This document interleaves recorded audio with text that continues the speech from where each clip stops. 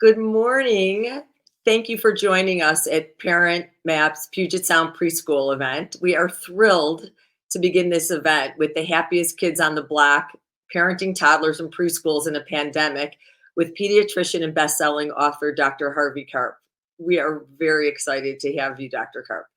Again, to all participants, we encourage you to download the Parent Map Live app if you've not done so already. You'll receive really helpful push notifications and it will optimize your event experience today. Thank you to all of the organizations participating in the resource event as well. My name's Elaine Sulkin and I'm the CEO of Parent Map, and I am the mama to 3 big kids and Bubby to a 5-month-old and a 2-year-old. For those of you not familiar with Parent Map, we are a content-rich site and print magazine, and we kind of label our content running from broccoli to popcorn, broccoli being the more health, wellness, and development content, and then we'll call it nutritional popcorn, the out and about adventures that you can do. So always check out parentmap.com. We have upcoming events and lots of great content. Before we get started, we have a couple of housekeeping. We will be filming this, so we will be using it for future educational and marketing opportunities. We also invite you to send us some Q&A. There is an icon that allows you to do questions, so we will feed those at the end of Dr. Karp's talk. I have to put in a personal word about Dr. Karp and the SNU. He will talk a little bit more about it, but if there is something genius that has been invented to help babies sleep through the night and parents being able to sleep and self-soothe babies, you should check out the SNU, and friends who are having babies should have this amazing bassinet. So Dr. Karp is one of America's most trusted pediatricians and child development experts. He's the founder and CEO of Happiest Baby, a smart tech and parenting solutions company. And as stated, he is the creator of the award-winning SNU, the responsive and safe baby bassinet that boosts a baby's sleep by combining gentle rocking with soothing white noise and snug, safe swaddling. Dr. Karp practiced pediatrics in Los Angeles for over 25 years. He's on the faculty of the USC School of Medicine and a fellow of the American Academy of Pediatrics. His landmark discoveries and unique ability to translate complex science into effective techniques to empower parents have revolutionized our understanding of the needs of young children. Dr. Karp has devoted his life to helping families raise healthy and happy children. Dr. Karp, we are thrilled to have you with us today. Hello to all my friends in the Northwest. I'm down in the Southwest. Let me see if I've got my camera in the right way. As you said, I practiced pediatrics for almost 30 years. And now that I'm involved in other things, startup world and lecturing, things like that, I always miss the opportunity getting to talk to parents. So I'm very excited to have the chance to speak to you all today and talk about, pandemic, but really maybe more broadly talk about childhood and communicating with toddlers and hopefully bringing some ideas that might be surprising and effective for the parents who are listening, and especially for kids anywhere really between 7, 8 months of age up to 6, 7, 39, 63 years of age. I mean, the things that I like to talk about toddlers really are true about tweens and teenagers and adults as well. They're really general communication based concepts, but kind of maybe taken from a new perspective. So that's kind of what I'd like to talk about today. But thank you for that introduction about SNU. And SNU now, I'm proud to say, is the most awarded baby product in history. It's in the Smithsonian Institution, if you can imagine that. Like next to the Wright brothers airplane is a little SNU, or somewhere in the Smithsonian they've got that. But it's really because we now can add 1 to 2 hours to a baby's sleep. We can keep them safer. We hope that we're going to be ending the whole issue of infant sleep death. We're doing studies to show that we'll have the capability of preventing a large number of women suffering from postpartum depression. We're using it in hospitals to support the nurses and to take care of premature babies and things like that. So what's new about that is this idea. I mean, it's not new if you understand the 5 S's and if you know about The Happiest Baby on the Block, which is a book that I wrote a long time ago. But it's really about rocking and swaddling and shushing and learning those key techniques, which even though it's so natural, it was surprising. And so now we've created Snoo, and we rent the Snoos now, so people can get it. They can buy one, but they can rent it for really about the cost of a Starbucks coffee. And as we were joking earlier, over 50 major employers provide this as a benefit for their employees. So what we like to tell parents is you can get a free Snoo. You can get it totally free. Just connect us to your benefits managers where you work, and the company will provide it to you for free. And the reason they do that is because they want to take care of you, but they also want you to be productive, and they want you to come back to work, and they want to reduce healthcare costs. And all of those things happen when they provide Snoos to their employees. So anyway, maybe there'll be some questions about that. We can come back to that and talk a little bit more about baby sleep. I just leave you with one last thing about Snoo, which is that what it really is not a bed. It's really your older sister. It's a caregiver. It is there 24 hours a day to hold and rock your baby. When you need to take a shower, fix a meal, or get some sleep, or be on a Zoom call, it's an extra pair of hands for you. And we kind of joke about this, but if you were to hire a 14-year-old to hold your baby 1 hour a day, you'd pay $15 or $20 for that. And so to rent a Snoo for a little bit more than $4 a day for 24-hour coverage, you don't have to provide snacks. It's really an incredible economy for parents, and more sleep, and keeping your baby safer. So that's why we're so excited about Snoo. But I want to talk a little bit about toddlers today. And it's kind of interesting when I talk to parents, when you're having a baby, you're so, eager, and you want to be the best mom or dad who ever lived. And so people buy books, and sometimes they even read the books they buy about babies. And it's not uncommon for people to buy 2 or 3 or 4 books about babies, and then never buy another book the rest of their child's life, as if, there's nothing else to learn. And what's curious about that is that it's much more complicated. It turns out babies are actually the easy part. And you only know that once you have your second and third child, then you go, oh my God, why was I worried about babies? I just wrap them, feed them, put them down, and they sleep. My toddler is driving me crazy. There's much more finesse and nuance in raising older kids. And yet you're so in the flow, and you're so busy that people don't even think about getting books or have the time to read once they get older, unless there's some serious problem that you're having to deal with.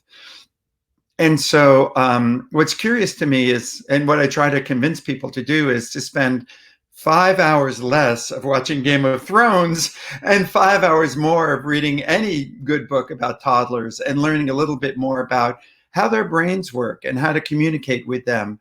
And not that there's a one size, fits all approach. I mean, one of the things that we were also just mentioning earlier that's important to understand with any child is that child's temperament. And because you got to play the cards that you're dealt, and you may be dealt a kind of a surfer dude, easygoing, quiet kid, or a really high-strung child who's very sensitive and very spirited, and you're going to parent those kids differently. And of course, if you have access to a social network, where of course that's challenging during COVID, but if you've got a couple of kids and a dog at home, you've got your own little social network. And so the burden as a parent in terms of your skill set is eased a little bit when you get to share that with your toddlers, spending more time with more people in the family instead of concentrating just on you. It's so hard when you're a single parent and you have a toddler, because you are the parent, the cook, the cleaner, the best friend, the teacher, and no one was ever meant to do that. I mean, what you guys are doing now, and even taking care of a small family with 1 or 2 or 3 kids, I mean, no one ever did in history. Not really. I mean, we really did have a village raising children. You really did live next door to your aunt and your grandma and your cousin, and your little cousin's kids were over all the time, and you had other types of work to do. But the raising of the little children was designated to the 14-year-old, or the little kids were playing with each other, and you got to do other things while they were, maybe there's blood on the carpet a little bit and there's a lot of screaming going on, but it wasn't you being the 24-hour playmate of a 3-year-old, which is really hard to do. Anyway, so I want to talk about this book and video that I made called The Happiest Toddler on the Block. And my goal with the baby work, The Happiest Baby, was to introduce some new ideas that weren't really in common conversation at the time when the book was published. So the idea of the 4th trimester, which is that babies are born really 3, 4, 5 months before they're ready for the world. And your job when you have a new baby is to hold and rock and shush them. And the concept of the calming reflex, which was really an observation that babies have almost an off switch for crying and an on switch for sleep. And the way you activate that switch is by doing the 5 S's, which are 5 ways of imitating the womb. And when you do that effectively, and that's really the nitty gritty of it, because it's very technique driven. It's easier to do wrong than right. And so you really kind of have to watch the Happiest Baby video. I don't even recommend the Happiest Baby book, to be honest with you. I mean, it's a great book and it's interesting and it's got anthropology in it and lots of parent stories. But you really learn it best by watching our little 30-minute video, because it's so technique driven. And in fact, that's what SNOO is based on, the 5 S's. It's delivering the 5 S's all night long. So you can do it during the day when you're awake, and SNOO will do it when the baby is sleeping. Actually, just one more thing about SNOO, just as kind of level set there. The curious thing about what we say about babies and sleep is that, babies, they wake up a lot. They're just not going to sleep well. Some babies cry a lot and they're just colicky and there's nothing you can do about that. But it turns out that that's not true. I mean, of course it is true. They're not going to sleep 8 hours, but if you drove your baby all night in a car, they would sleep an extra hour or 2.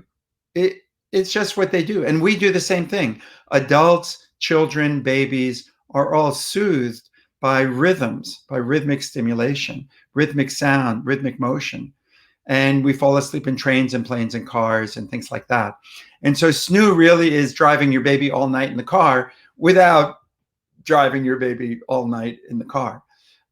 So anyway, with Happiest Toddler, the goal is also to introduce some new ideas that maybe you haven't thought about that will help you immediately. I mean, on day one, help you to understand your child better, communicate better, but also very specific techniques to help you reduce frustration, improve patience, eliminate 50 to 75% of temper tantrums, and minimize the ones that you can't eliminate, because you're never going to eliminate all of them.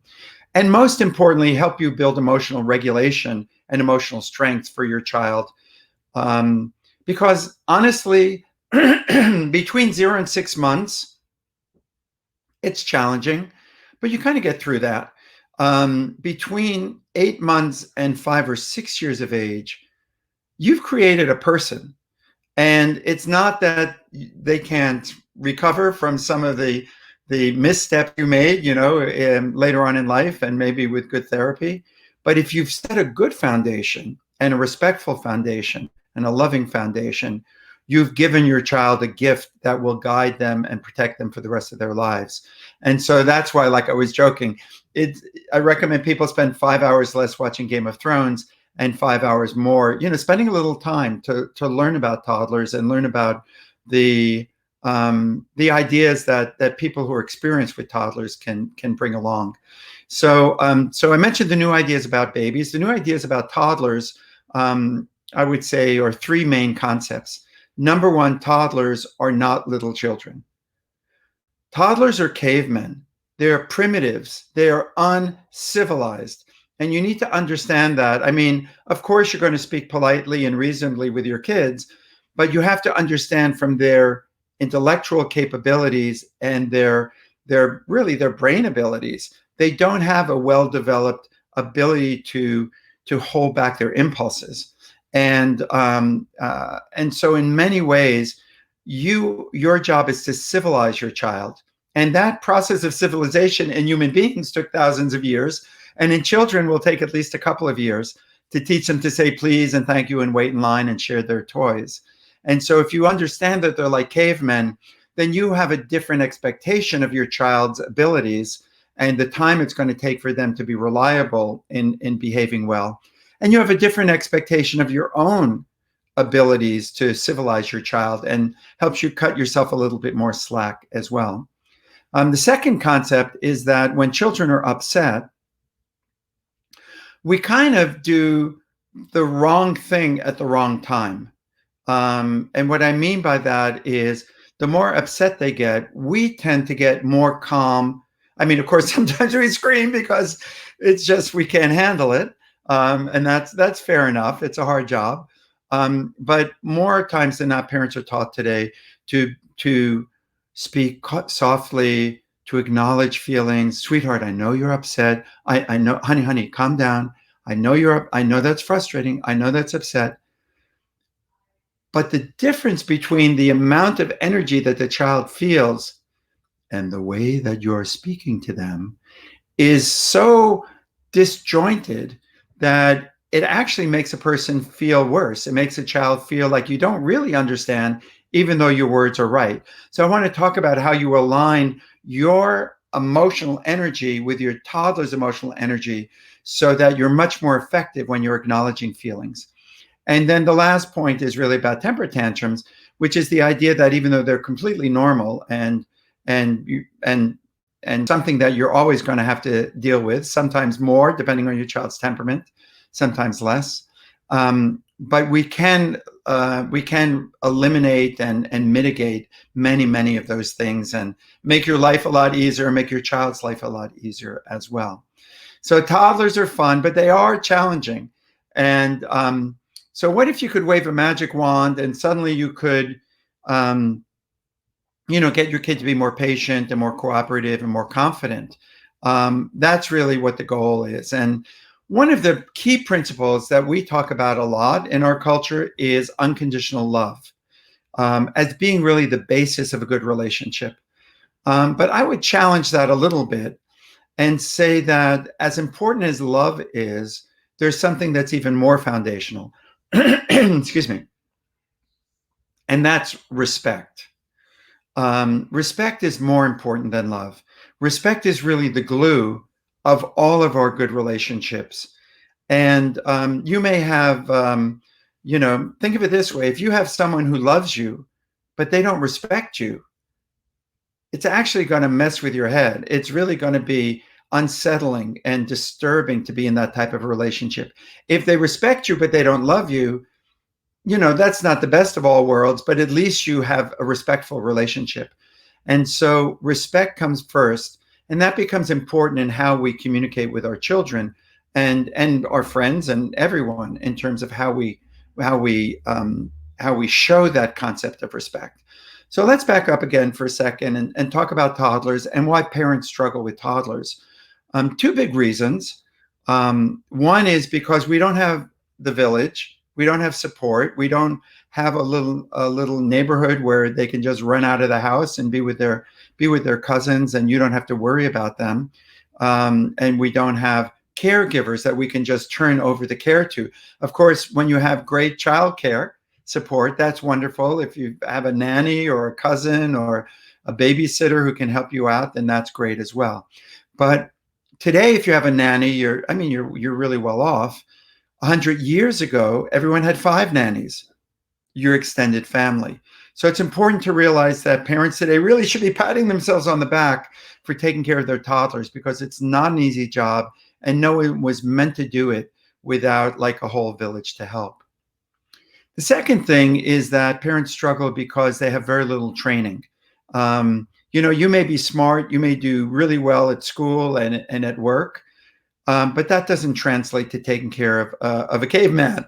And so there are techniques to learn and communication skills to develop that you should have learned, because you should have been taking care of 8 brothers and sisters when you were growing up, and your nieces and nephews, etc. So by the time you had your own child, you just knew what to do. But most people don't have that experience, and so that makes it challenging as well. But that doesn't mean it's easy for toddlers. Toddlers struggle as well. And here are 2 key reasons why it's tough for toddlers. Number one, they're overstimulated and understimulated at the same time. And what do I mean by that? Well, overstimulated by games and videos and screen time activities, but understimulated because they're missing the calming rhythms of the world. You're probably sitting in your house right now, and a house seems normal to all of us, or an apartment. But think about it: flat floors, flat walls, flat ceiling.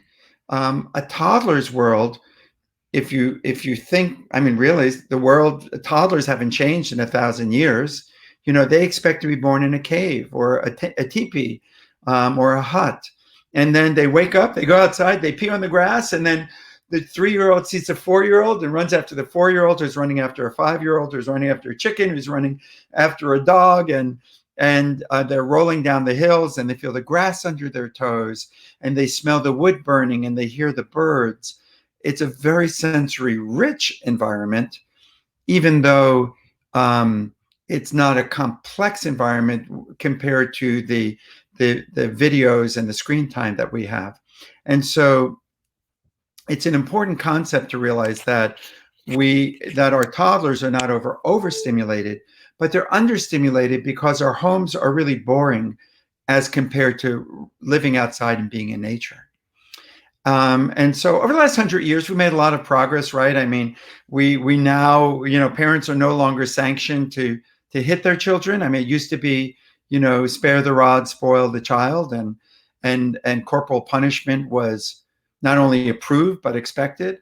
And then that was replaced by verbal abuse, perhaps, where we wouldn't hit our kids, but we might call them names or embarrass them. And now we teach parents active listening or reflective listening, which is really acknowledging feelings. And that's a really important concept from a respect point of view. But it turns out the way you acknowledge feelings has everything to do whether or not it's being received as being honest and valid and trustworthy or not. In general, what parents oftentimes do today is that they follow what I call the little adult assumption. They assume that this little child is really like a miniature adult, and they speak in long sentences, and they use logic and reason, which is fine when the child's not upset. But when they're upset, their brains change, and they're not able to accept long sentences and logical theories. Their brains become it's like water off a duck's back. It's almost repellent of the logic that you're trying to present. And so this idea that they're like cavemen is really the key concept. When you look at their brains, think of the brain as lift up the top of your skull, and you've got the brain there, and you've got 2 halves of the brain, the right half and the left half. The left half is the kind of the adult half of the brain. Language, logic, problem solving, delayed gratification, analytical capabilities. That's all the left side. Toddlers, not so good with that part of the brain. The right side is emotionality, um, especially negative emotions, musicality, bouncing to the music, recognizing a place or a face, and nonverbal communication, the tone of voice, the gestures you have of your face and your body. And the more upset anyone gets, an adult or a toddler, the more we turn off our left brain. We're less logical, less reasonable, less eloquent, and we become more right brain, more emotional, more reactive. And so nonverbal communication becomes much more important. And you guys know this just intuitively when you're talking with your best friend who's saying, "Oh my God, you're not going to believe what just happened to me." You're not going to respond by saying, "Oh, that's very upsetting. I'm so sorry to hear that." Right? I mean, it would be weird. I mean, it's robotic. You have to have some of the emotion in your tone of voice, in the way you're speaking. Actually, even now, as I'm giving this quote unquote lecture, I'm not just giving you information. If I were just giving you information, if I was just speaking to your left brain, I would be telling you how important it is to think of the brain being a right side and a left side, and the left side does these things and the right. I mean, obviously, that would feel terrible. So, excuse me. So we always use nonverbal language when we communicate, and the more emotionality that's there, the more important the nonverbal communication is. So let me tell you two key concepts of Happiest Toddler that are things that you'll use every single day. The first is called the fast food rule, which is basically how you show respect to anybody. And the second is something called toddlerese, which is how do you translate what you want to say into your toddler's language. So when it comes to communication, there is a basic rule of communication in all cultures around the world when people are calm and not emotional. And that rule is called reciprocity or turn taking. So when you meet your friend, you say, "Hey, how are you?" They say, "Fine, thanks. How are you?" "Good. Did you watch, a show last night?" "Yeah, I did. That was great." And back and forth, almost like a tennis match. And we even teach this rule, which is the foundational rule of human communication. It's so important. We teach it to babies. So when you're talking to your little 3 or 4-month-old who's in your arms, you go, "Hi, baby, good morning. How are you?" And then you wait.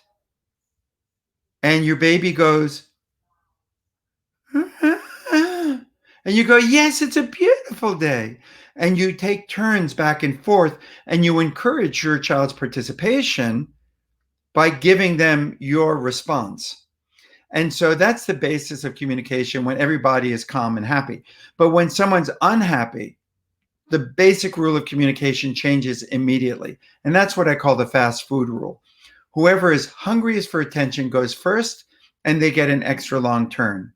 So when you're speaking to your best friend and they say, "Oh my God, you're not going to believe what happened to me," you say, "Oh no, tell me." "Oh my God, what? He did that?" And then they blab out some more and you go, "Oh no, I just can't. What did you do then?" And you encourage them and give them an extra long turn, and you let them know that you're hearing and respecting and accepting what they're saying by the tone of voice you choose to use, by the way you look at them. If you're on your phone, you say, "Oh no, that's terrible. I'm so sorry that happened to you." The nonverbal message is, "I don't really care. I'm not really engaged with what you're saying. It's not that important to me." So the extra long turn, and then using your nonverbal. Nonverbal is more important than the words you say. If you're talking to someone who just had a loss and they're grieving, and they say, they share that with you, you might say, "That is terrible. Oh my God, I am so sorry for you." That's not going to feel very good. But if you just went, "Oh, oh no," that feels like you've got a best friend. And so it's important to understand it's not the words you say when you're talking to someone who's upset, angry, frustrated, frightened, sad. It's not the words you say. It's the way you say the words that carries the message. And that's the key of delivering the fast food rule. And that gets into this concept of toddlerese. Now, it's normal for parents to speak in what we call parentese, which is a sing-songy voice. Good morning. Yummy, yummy. Did you enjoy your breakfast today? There's a lot of change of pitch and a lot of sing-songy quality to what we're saying, and kind of short phrases. In other words, we're using right brain language to communicate to this young child because they don't understand left brain language that well. They understand it's easier for them to be communicated with if we use this sing-songy kind of parentese language. And that's what I call toddlerese, which is 3 steps to kind of translate what you want to say into your child's language. Short phrases, repetition, and mirroring a third of the emotion in your tone of voice and gestures. So in other words, short phrases, because the left brain's not working well, it's so you have to keep the language simple. Repetition, because the left brain's not working well, and you got to repeat it a few times to make sure they're even paying attention to you, because they are so upset they may not have heard the first 3 times you said it. And mirroring a third of their emotion, because that shows them that you're engaged. You don't want as much emotion as they have, because then you're competing with them. Oh no, you're so upset. Oh, that's the worst thing I ever heard. Then who's supposed to be listened to here? So really, with our communication with toddlers, and for that matter with adults or teenagers as well, when they're upset, you might say, "Oh my God, of course I understand why I can't believe that they did that to you. That's so upsetting, so upsetting." That feels engaged and connected.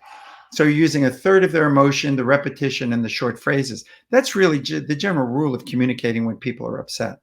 So with your toddler, who is upset, you're going to, if they're very young, if they're 1 or 1.5 and their brains are really immature, you might do lots of repetition. Say it's raining outside, they want to go outside. You might say, honey, I know you want to go outside, but it's raining, you'll get all wet. Whoosh, that went by way too fast. You need short phrases and repetition and a third of their emotion. So it'd be more like, point at the door. Outside. You want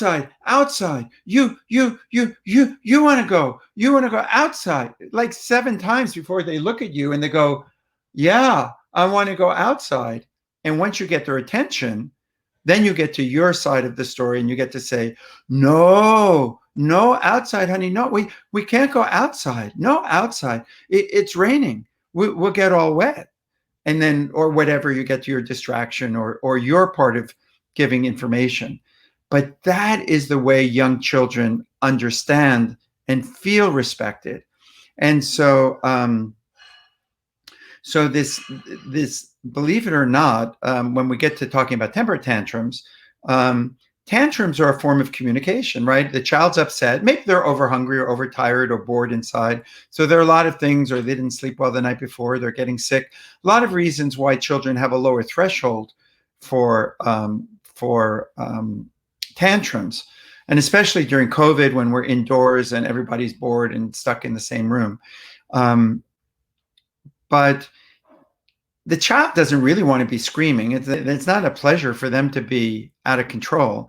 And so the way you want to respond to tantrums, of course, if they're being destructive, you have to stop that right away. If they're breaking things or pulling things off the wall, that's something that you have to restrain your child, even giving them a hug and holding them and letting them know that you're not going to allow them to be destructive. But the words you say and the way you say the words are very important. So to hug your child and go, honey, I know you're upset. I know you didn't like that. I know, sweetheart. I know you don't like that. That's okay, but it's much more effective to go, you're mad. You don't like that. You don't like it that your brother took your toy, and you don't like it, and your face is sad, and your body is angry, and you just want to kick, and you're really, really sad. Now, you may have to say that 8 or 10 or 15 times before they're willing to hear you. Because of course, little children also have their sense of pride. They don't want to just give up their feelings. Sometimes they're willing to do that. Some kids, and oftentimes it's stubborn little boys, it seems, but it can be girls as well, who just cannot back down that easily. And so you have to acknowledge it. And then when they continue being upset, then you acknowledge that. You're still mad, and you say, go away, mommy. You don't even want mommy to be here or daddy to be here. You're just mad, and you don't even like anybody right now. And that is a way of helping them feel like you're respectful, you're engaged, you're valuing them. Later on in the day, it will be a good time to have a conversation about that. 2 hours later is the time to come and say, wow, remember when you were so mad and XYZ happened? What could we have done then? I know you were mad because Bobby wasn't sharing his toy with you, but maybe we could say, let's take turns. Or mommy, can we set the timer? And then Bobby gets a turn and you get a turn. And then you can start kind of civilizing your little caveman and giving them other types of strategies that they can use so that they have an idea of what to do before they get so upset. I want to be mindful of time here. I just want to mention 3 other short techniques. All of this is in the Happiest Toddler book and the Happiest Toddler video. For the Happiest Toddler, the video is like the entree, and then the book has a lot more information. That's how most people get the best use out of the book. But one concept is called gossiping. It's kind of curious that we all believe more that we overhear than what's told directly to us. Like if someone's talking about you in the hallway and you happen to overhear, it's more believable than if someone's looking at you and if they say, oh my God, you look so great today to you in a conversation, of course they're being polite and you think they're being nice to you. But if you overhear them whispering in the hallway, hey, Harvey looks great today. I think he's losing weight or something like that. It's more credible. We believe it more. And our little kids love to overhear us talking, right? They're in the back seat and you're in the front speaking with your partner. And then the child pipes up and says, I heard what you said about me, as they're overhearing the conversation. So praise is something that helps to encourage behaviors. And we now are learning more and more that rather than praising the child and saying good boy and praising the individual, we like to praise the effort or the action that they did. Oh my gosh, you worked so hard. I saw you there for 5 minutes. You were just trying to do that thing. But then you can reinforce the praise or actually reinforce criticism 5 minutes later by speaking to grandma on the phone or pretending to speak to grandma on the phone or even speaking to the birdie outside in a whisper and saying, hey, Mr. Birdie, Bobby ate all his peas. And I said, good job. And Bobby's listening in because you told him, he ate all his peas 5 minutes ago. And he's feeling pretty good about himself. And he's thinking, I'm hearing that a lot from people these days, not realizing that you're the same person saying it twice in a different conversation. So gossiping is a super fun tool. And I'll just give you one other kind of little fun strategy to use, which is called playing the boob. Now, we know how hard it is to raise toddlers, but toddlers have a hard time, in the world as well. I mean, they really feel like nonstop losers. They're slower, they're weaker, they can't speak as well, they can't run as fast. They just really want to have some feeling of power in the world. And that's why they like to stamp in a puddle and make a big splash or go boo, and you go, oh my, and you pretend to be scared. And then they want to do it 1,000 times in a row. Or have a pillow fight and they whack you and knock you down and then want to do that 1,000 times in a row. I mean, of course you could deck your child with the pillow, but hopefully you're not doing that. You're allowing your child to live in the fantasy that they have so much power that they can win a battle with you. And curious thing happens when you play. I call that playing the boob.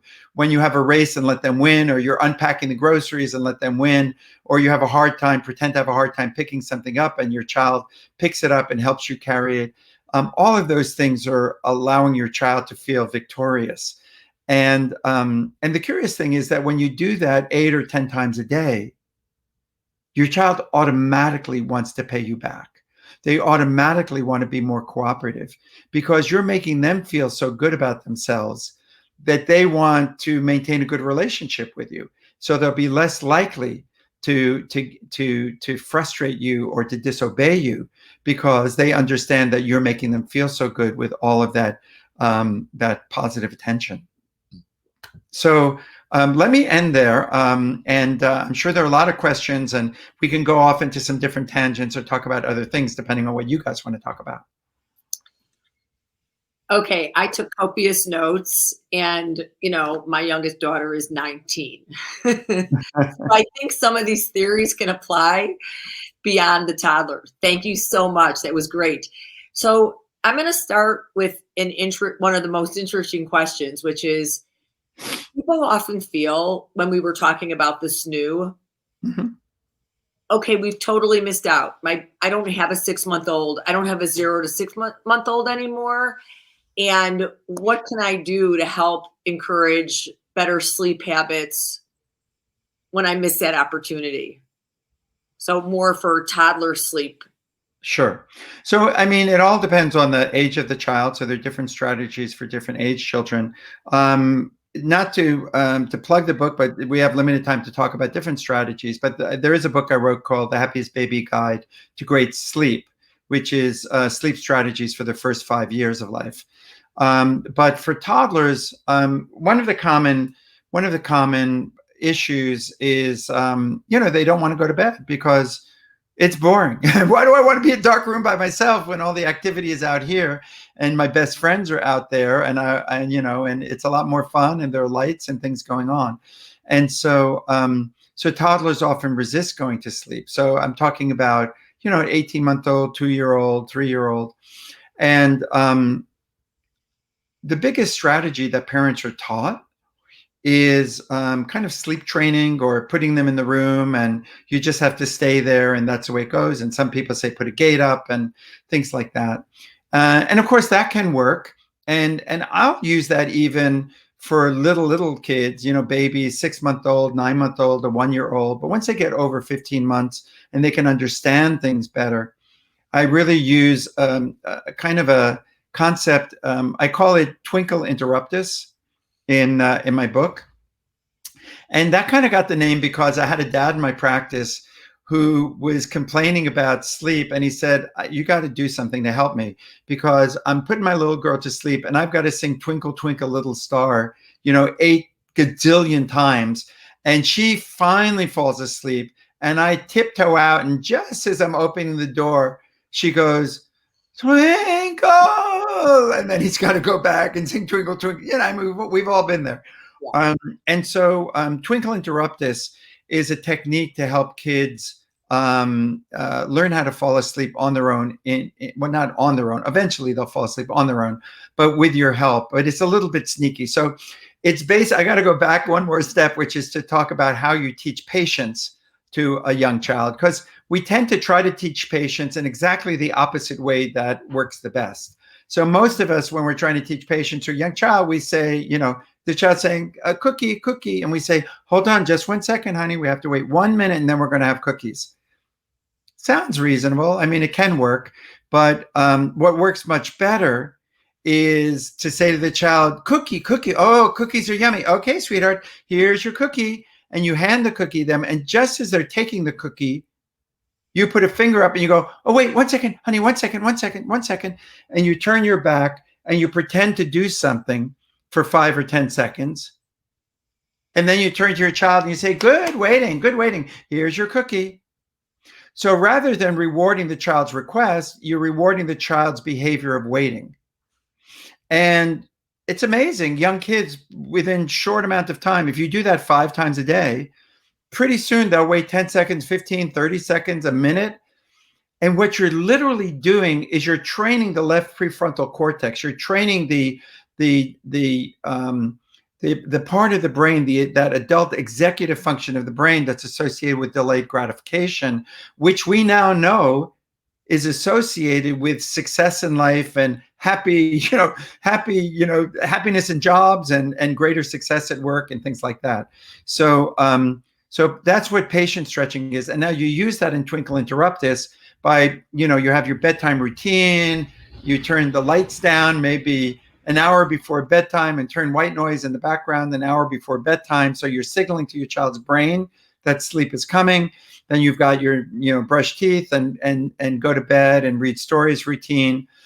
And in the middle of your story, you suddenly go, and then the little baby bear, oh, honey, wait, 1 second, 1 second, 1 second. I just have to see daddy. 1 second, I'll be right back. Now, you've already practiced this the week before with your child, so they understand what that little concept means. And you go out of the room for literally 5 seconds and you come right back in. And your child, and when you leave, you have white noise in the room. That's important. And it needs to be the right type of white noise. And we can talk about that in a few minutes.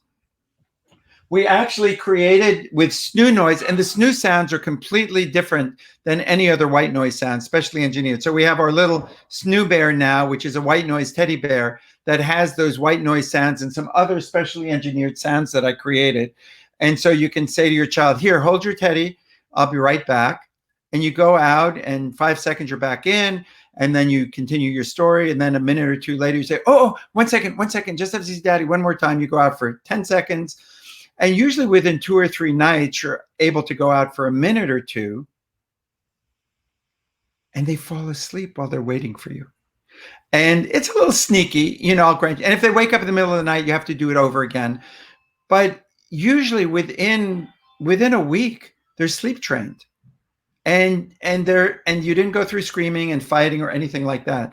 So I would say that's about an 80% effective technique that I've used many, many, many times with my patients. Thank you. I'm going to just add on, there's a good add-on question, which is, when does the left brain develop fully in children? What age can you expect them to be using it? Well, it's a slow process. And I mean, a lot of adults haven't quite gotten there, right? And like I said, depending on the temperament of your child, if they're very active and very sensitive, they're having to tame 10 horses, being pulled in different directions, not just one little pony, if they're kind of calm, docile, and patient children by nature. And of course, a big part of that, comes from the parents, right? You don't get two Dobermans don't make a Cocker Spaniel. And so a lot of that's, one of the things I talk about in my books always is about temperament and how to reframe temperament, because like a colicky child who's sensitive to everything, that child may be a wonderfully sensitive child later on, where they're so passionate about, mommy, no, that's not purple, it's fuchsia, and it matters to them. And so these qualities that can be challenging in young children can be wonderful when they get older. But, by 4 or 5, you expect a child to wait in line and share their toys and say please and thank you.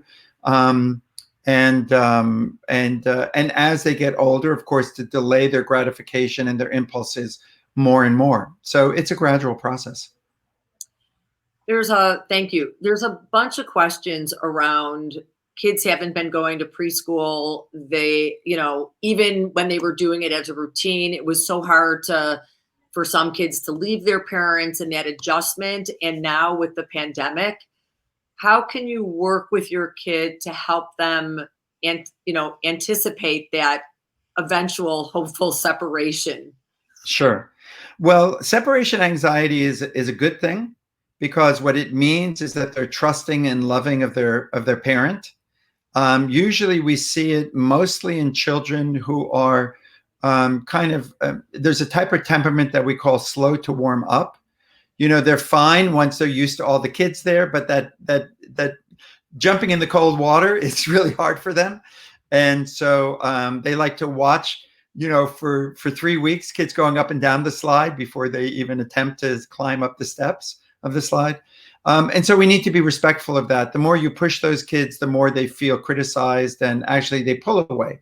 So we have to gently nudge them in a direction of taking chances. But I use this patient stretching idea all the time with kids who have separation anxiety. So I tell the parents, number one, give your child a little kind of reminder of you, a talisman. It could be a handkerchief that you have, or a rabbit's foot, or some lucky charm that you have. and you can have your child keep it in their pocket. And anytime they miss you, they can hold that and touch it or kiss it and know that you're thinking about them and that you're there with them. So that's one little bridge that you create. But use patient stretching, meaning that when you bring your child to preschool, don't drop them off and leave. Be with your child and just be quietly, available, and let them go away and come back and go away and come back. And then you can even do that other routine where you say, honey, mommy has to go to the bathroom. I'll be right back. And you disappear for a minute and then come back, and you desensitize them. You little by little in baby steps, give them an experience where they can see that they're safe in this new environment. Such great advice. Thank you. Here's one that just came in. If a parent is mirroring a third of the older child's upset behavior when asked to pick up toys, our younger child often copies the siblings' upset behavior and throws toys as well. Any advice on that? Yeah, I mean, that's where parenting gets complicated, right? And you feel more like a traffic cop than anything else. One of the things, so there's kind of maybe two questions in that one question. One is, if they're doing it to each other, and then you're constantly being pulled into this, when kids are bored, they are going to get into mischief and pull their parents in because they'd rather have you involved than have you ignoring them. And so you do, at a certain point, have to teach them ways to resolve conflicts. And if one is much younger and one is much older, that means the older one's got to give in more because, the younger one just doesn't understand that sense of compromise as much. And so you have to prepare your older child for that because it doesn't feel fair. And one of the things I love to do are family meetings, and every Saturday, talk about how the week went, and have the other thing is having special time, which is just 5 minutes with each child individually, once or twice a day. And I set a timer for that, so it's very finite. But your child really feels like that's a gift that you're giving them. And during special time, you can commiserate with how difficult it is having a little brother or sister, and help them see the privileges that they get that the little one doesn't get, so that it helps them understand, well, it isn't just that you're losing everything, you're getting some things as well. And then when it comes to active listening, actually, when you active listen to the older child and you narrate back with a third of the feeling in toddlerese, you're teaching the younger child that that's the way people communicate, and vice versa. When you're doing that with your little child, your older child is learning how to communicate properly. And oftentimes people tell me that they're so pleased because they can hear their older child using toddlerese with their younger child when they're not in the room. Just the way older kids will learn to use that sing-songy language with babies. Hi, baby, how are you? Good morning. You hear your 5-year-old speaking in the language that they heard you speaking in. And they're basically learning how to be a parent at that point in time and how to speak to young children. That's great. This might be our last question, but before we do that, I just want to thank, we have an enormous amount of people listening and watching, and we hope they'll all join the resource fair and check out the different preschools and resources that we have. I'm just putting this one together. There are so many questions about, because of the pandemic, because of overuse with screen time, parents have so much anxiety about developmentally appropriate learning, how that can happen, and what's being missed. Yeah, I know it's normal to have those concerns. Our routine is broken up, and children are missing that social nurturing that's so important with school. But the goal is to make lemons out of lemonade. And there are various techniques. Of course, most people listening to this probably have already figured out many of these, but sometimes having a pod where you have one other family that is trustworthy and they have 1 or 2 kids, and you kind of join together as a little mini preschool, so to speak, and then you rotate responsibilities, or you speak to the preschool teachers and get some little lesson plans that might help to guide you. There are a lot of resources out there. online and in books to kind of give you activities to plan with your kids. About screen time, I think people have to cut themselves a lot of slack on that. I know what the Academy of Pediatrics recommends. And of course, when you do have screen time, you want to supervise it or make sure it's the appropriate screen time.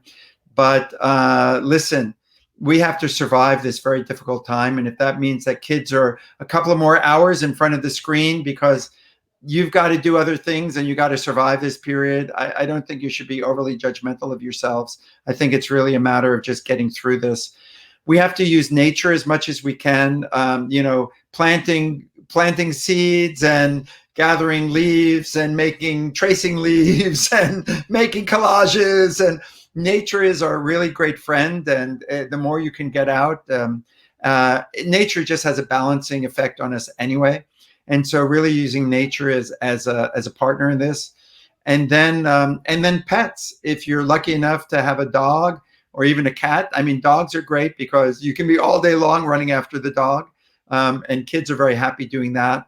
But even if it's a hamster or a gerbil, the little kids learn about that. They have an opportunity to develop a relationship and kind of making do in the situation, and they can learn things that they wouldn't have learned otherwise. So I'm not trying to make this into a pretty picture because it is challenging. There's no question about it. But there is a silver lining, I think, that we can find in terms of many parents tell me, they're working from home if they can do that, and they're just or they lost their job and they have more time to have a relationship with their child. And it's stressful, and especially when the economy is tight, that's really, really burdensome and really hard on families.